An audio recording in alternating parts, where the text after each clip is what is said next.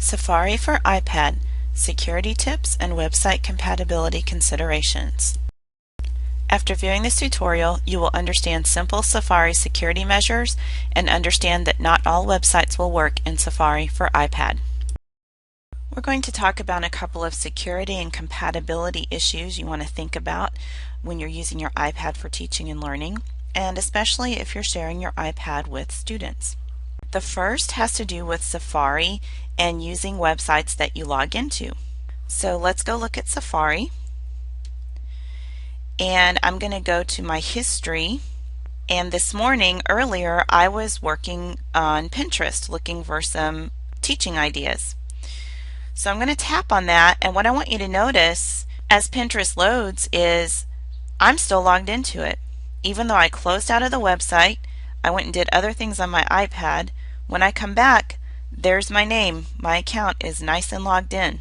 So something to consider is when you've logged into a website on your iPad, you should also know how to log out of it, and you should do that prior to handing your iPad off to someone else to use. So for example, on the Pinterest website, I know I have to tap on my name and then tap log out. Another important place to look for some security info is in your settings. So I'm going to go out to the home screen and tap on settings. Then I'm going to go down and tap on Safari. And in Safari, a couple of places I encourage you to look are the passwords and autofill. So I'm going to tap on that setting. And by default, when you first get your iPad, it is set to remember names and passwords and also credit card numbers. So you might use your iPad to make a purchase on Amazon or something, and it might accidentally save your credit card info. I suggest that you toggle these two settings off by tapping on the toggle switches so that they're no longer green.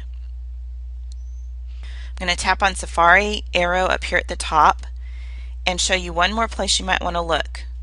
There's a setting here called Clear Cookies and Data.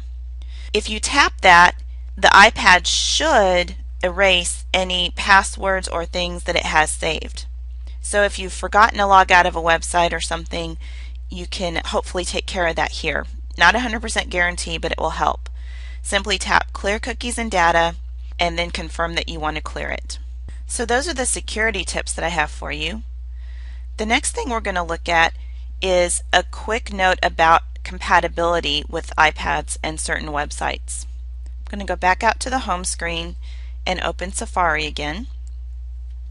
There are certain websites that are built on web technologies known as Flash and Java, and not all of them work on an iPad. So if you're going to use a certain website with students and you've tested it on your computer, you're going to want to test it on an iPad prior to having your students try it on their iPads.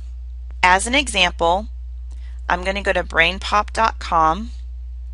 It's a popular website that is used in many of our elementaries and some middle schools. And what you'll notice here, if you're familiar with BrainPop, is this is not what the site usually looks like. It usually comes up with a movie that you can watch on a featured topic. There's also a login if you own an account. But because BrainPop is based on Flash technology, it doesn't work on an iPad. So that's just something to keep in mind. You want to test websites before you have students use them, particularly if they have movies on them or any sort of interactive games or simulations. This concludes our video on Safari security tips and website compatibility. If you are viewing this tutorial as part of iPad Basic Training, please continue to the next activity as instructed in the online materials.